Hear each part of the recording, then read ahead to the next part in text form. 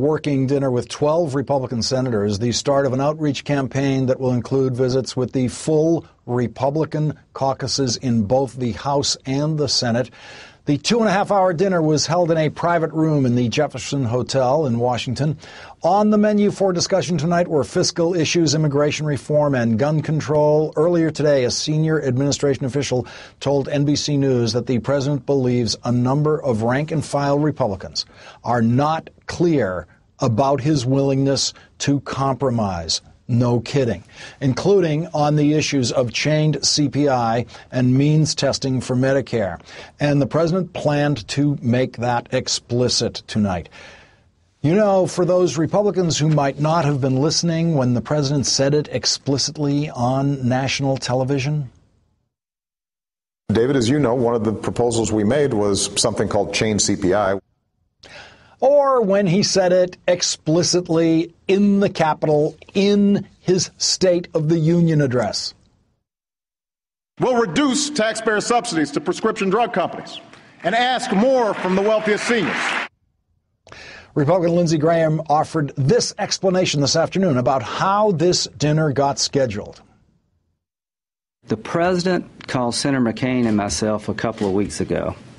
And Senator McCain was his opponent, as you all know, in 2008. I see the president reaching out. I'm assuming the president wants to talk seriously about the issues of the day. And if he just wants to have a dinner so we can get to know each other better, that's fine with me. So how do you say no to the president of the United States who would like to have dinner with some of your colleagues? You don't. And anybody who would do that in this business is in the wrong position. So when the president asked that I get together a group, I willingly and I was honored to try to do that. Joining me now is Nia-Malika Henderson, national political reporter for the Washington Post, who is part of the press pool covering the dinner at the Jefferson Hotel. Nia, what did you have access to? Did they let you peek in the room and see what the seating arrangement was? Not quite. We were camped out outside in the bitter cold. Thankfully, it did not snow today, but we were across the street, and we were actually very doubtful that the senators would come out and talk to us. Usually that does happen after a White House meeting, but we thought they just, speed away and we'd get sort of identical press statements from each of their press secretaries, but they did chat. You saw John McCain. He came out. He talked about the meeting very briefly. He said it was a fine meeting. He expected more meetings. You had Mike Johans out of Nebraska say that he came away feeling more optimistic about a grand bargain. He also acknowledged that he, of course, is not up for re-election, that everyone has to have skin in the game if a grand bargain is to be reached. But this was a meeting described by Pat Toomey as wide-ranging, but primarily focused on these fiscal issues around Medicare, around chain CPI, around what the president is actually willing to do to reach a grand bargain. A lot of the folks, or at least 2 or 3 of the folks who were in that meeting were actually part of these Senate discussions in 2011 around a grand bargain, and they reached a grand bargain agreement that was in many ways grander than what was almost reached in the House. So I think those sorts of people, like Saxby Chambliss, like Mike Johans, who aren't up for re-election, could be part of this common sense caucus that we hear so much of out of the White House. I just want to go through the list of the 12 so everyone knows. Of Senator Lindsey Graham, Senator John McCain, Senator Saxby Chambliss, Senator Kelly Ayotte, Senator Dan Coats, Senator Tom Coburn, Senator Richard Burr, Senator Mike Johans, Senator Pat Toomey, Senator John Hoeven, Senator Bob Corker, Senator Ron Johnson. I want to bring in Richard Wolff and Crystal Ball to join this discussion. Crystal, one of the striking things about this, no members of the leadership and no senator who has a high-ranking position on one of the important spending committees. This is a very, very unusual assembly. It is, and obviously he feels like he's tried that route. He's tried working with the leadership, and just because he can get buy-in from the leadership doesn't mean that he can get the rest of the caucus to go along. So this is an opportunity, a chance to maybe try to kindle some goodwill with other members of the Republican caucus in the Senate. And, to the extent that there is an opening here for a grand bargain, you have to say that actually the sequester worked in a way by creating an incentive for both sides sides. There are things that neither side likes in the sequester to try to work something out. Republicans John McCain and Lindsey Graham have been very vocal about being uncomfortable with the defense cuts that are part of the sequester and wanting to do something about that. And Democrats, of course, uncomfortable with the size of the cuts in general. So I think to the extent that there is an opening here, you have to say the sequester worked in a way as it was intended. Richard Wolff, it sounds like when you listen to Lindsey Graham that this dinner was maybe weeks in the making. He said he'd get called a couple of weeks ago, and then it seemed as though it was left to him to recruit some willing Republicans. And within the Republican Party these days, there can be a certain price to be paid, apparently, if you look too friendly with President Obama, as these guys may have looked tonight, and Senator Ayotte. Maybe there was a worry about looking too friendly. Maybe there's also a worry, as you heard from Senator Graham, about looking unfriendly. You don't want to turn down the president's invitation. Of course, they have many times before. They have, but this was a different invitation, remember. This was an invitation not to come to the White House. They were meeting in neutral territory, which in this time of austerity was appropriately enough a luxury hotel.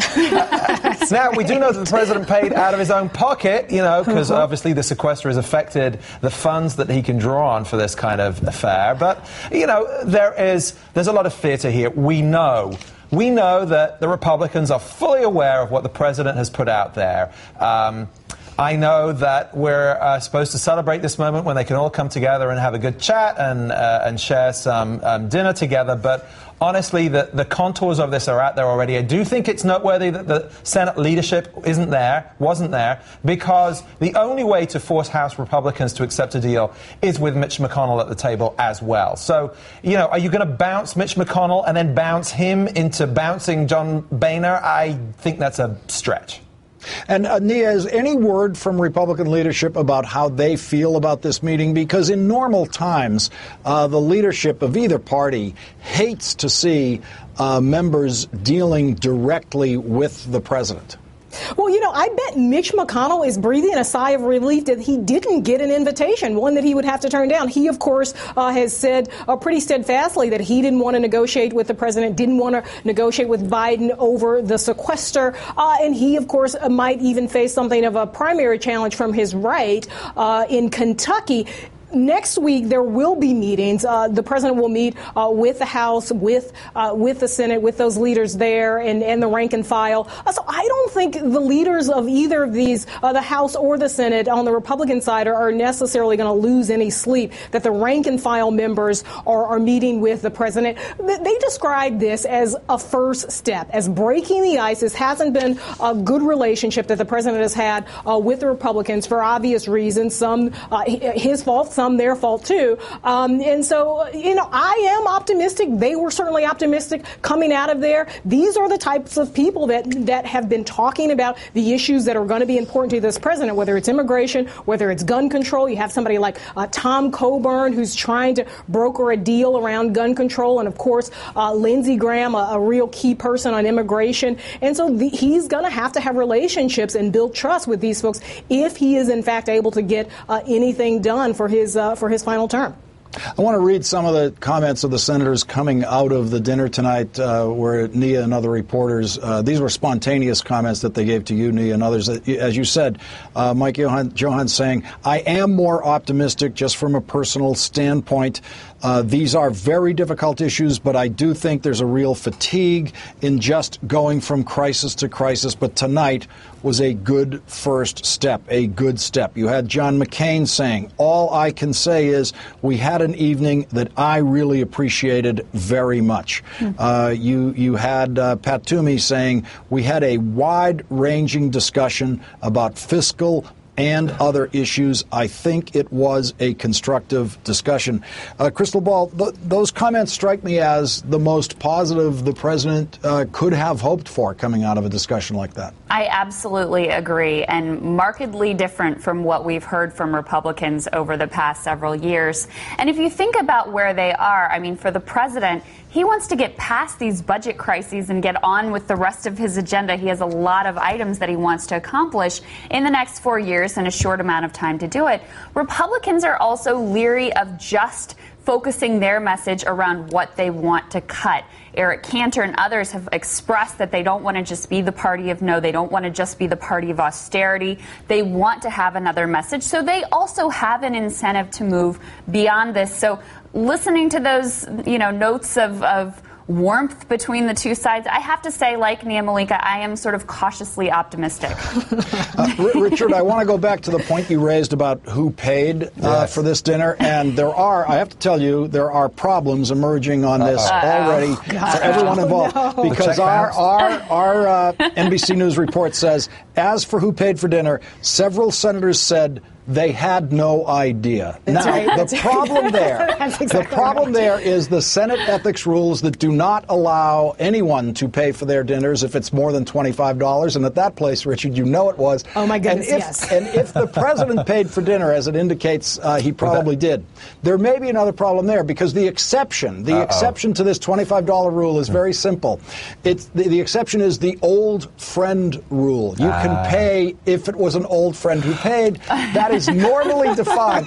It's normally defined as someone who you were very friendly with before you became a senator. And unfortunately, the president never met any of these people before that. So I think we can wait for the Senate Ethics Committee investigation as to exactly what the propriety of this was. We're going to have to wait for that. I expect all future nominations to be strongly blocked by Republicans until we see the talking points about this precise issue. Nia-Malika, Henderson, Crystal Ball, and Richard Wolff, thank you all for joining me tonight. Thank you. Friends, Romans, countrymen, lend me your ears. We do not give up. Expect surprises. Subscribe.